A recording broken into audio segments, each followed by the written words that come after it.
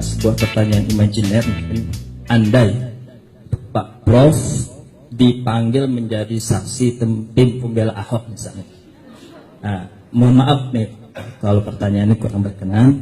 Misalnya untuk menjelaskan kaitan ayat Al-Maidah ayat 51. Apakah bersedia atau tidak? Seandainya kalau tidak bersedia, mengapa alasannya? Pun kalau bersedia, mengapa bersedia dan apa yang akan disampaikan? Mengingat pertanyaan ini juga menjadi tantangan dalam membumikan Al-Quran di era modern. Terima kasih. Assalamualaikum. Yang lagi rame sekarang adalah Ahok dan Hoak. Dua kalimat yang mirip tapi beda. Kalau boleh saya bertanya, boleh. Deg-degan jadinya. Selama ini masyarakat hiruk pikuk membicarakan tentang surat yang sedang menjadi primadona di negara kita. Sebagai seorang mufasir yang ditunggu-tunggu pendapatnya, yang saya yakin semua rakyat Indonesia bahkan mungkin mata dunia pun tertuju kepada Prof. Poinnya karena waktu kita sangat sempit. Oke. Kira-kira bagaimana menurut Bapak pernyataan Ahok yang sangat melukai hati orang Islam? Apakah diiyakan atau menurut Prof sendiri tidak bermasalah mengenai ayat yang sedang mendiskreditkan orang Islam, ataukah bagaimana? Itu yang pertama. Terus kemudian yang kedua, saya pernah bertanya pada salah seorang dosen, mohon maaf mungkin ini agak menyimpang, kalau saya baca bahwa Prof. Quraisyihab ini dalam merujuk tafsir Al-Mizah ini banyak memakai pendapat-pendapat dari Toba-Tobai. Itu kenapa? Mohon jawabannya. Toba-Tobai. Iya. Ya, kalau yang saya tahu kan bahwa Toba-Toba itu adalah dari kalangan Syiah ya. Mohon maaf. Assalamualaikum warahmatullahi wabarakatuh. Oh iya. Dari mana saudara tahu bahwa saya diminta untuk jadi saksi ahli? Hah? Kenapa? Seandainya Bapak. Oh sudah tidak, jadi tidak perlu saya jawab itu. Jangan berandai-andai. Ya. Oke, saya jawab sekalian saya jawab. Seandainya saya diminta, saya tidak akan mau. Kenapa? Saya sudah jelaskan, sudah beredar penafsiran suratul Maidah yang direkam dan beredar dari apa yang saya jelaskan di Metro TV. Sudah. Yang tidak dengar itu bisa buka tafsir Al-Misbah. Jadi kalau mau tanya tentang tafsirnya, pendapat saya itu sudah ada. Soal tafsir ayat ya. Oke. Satu hal. Saya jelaskan lebih jauh. Kata wali bisa bermacam-macam. Ya kan? Asalnya dekat. Ada pertanyaan yang muncul. Apakah Anda tunggu dulu.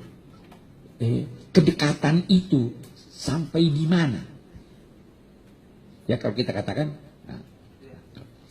apakah dalam kalau diartikan pemimpin, apakah dalam segala macam kepemimpinan atau kepemimpinan khusus? Segala macam kepemimpinan tidak boleh. Bagus. Bukankah Nabi pernah dipimpin oleh seorang penunjuk jalan ke Madinah?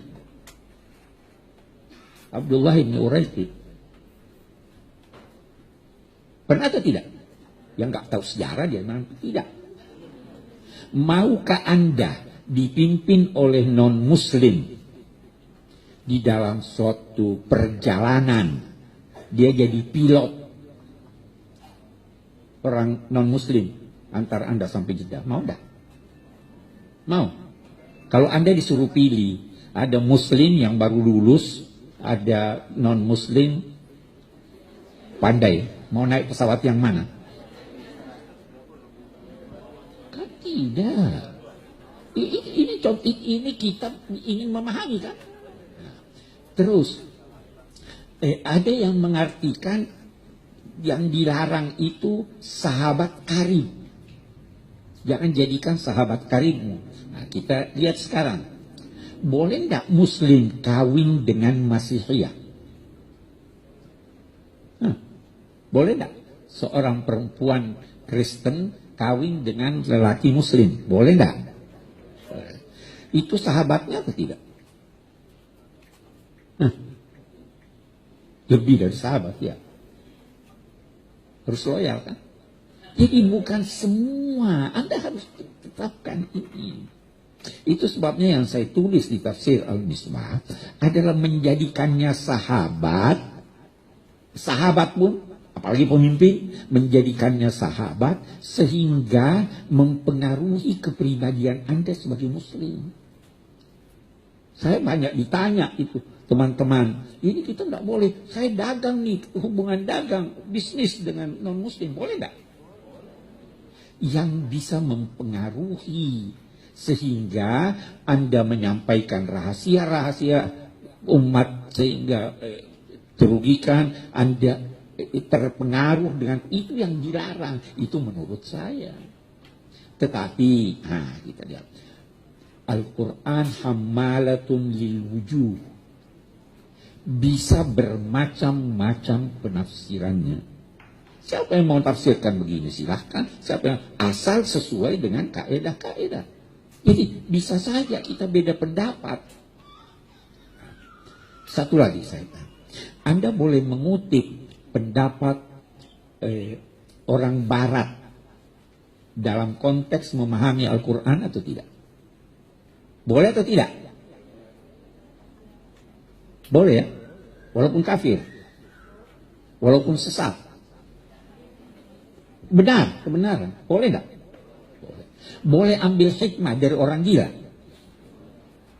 Tidak boleh? Boleh. Al-hikmatu dhalatul mu'min. Jadi kalau itu boleh, terlarangkah saya mengutip pendapat taba'i? Kalau benar, saya kutip. Kalau tidak, kalau saya kutip, saya bantah. Salah satu yang saya bantah, baca tafsir Al-Misbah. La yamassuhu illa al-mutahharun. Dia tafsirkan al-mutahharun adalah, dia katakan, berdasar firman Allah. Innama yuridullahu liyudhiba ankumur rijsa ahlal bait wa yutahhirakum tathira. Jadi berarti yang hanya bisa menafsirkan Al-Quran ahlul bait. Saya bantah atau tidak? Saya bantah. Tidak mungkin. Ya kan?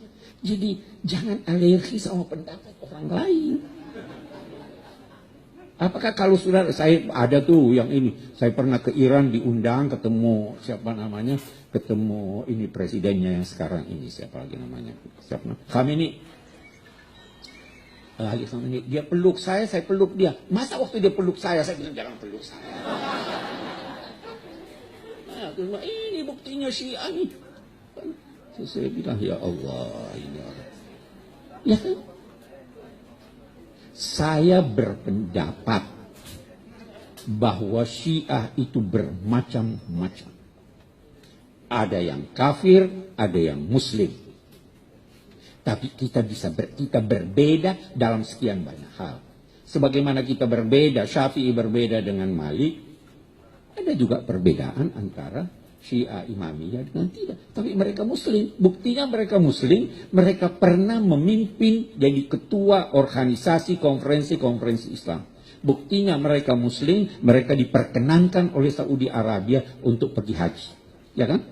Buktinya mereka muslim adalah jauh sebelum ini Saudi Arabia dan Iran itu berdekatan.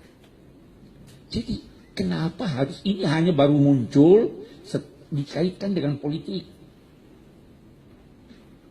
Baru muncul setelah lahirnya faham-faham keras. Baru muncul setelah adanya benih-benih memisahkan antara kaum muslimin. Jadi saya tidak ini, saya kutip siapa saja, karena yang non Muslim pun saya kutip. Nah, kecuali kalau Anda mau berada dalam tempurung.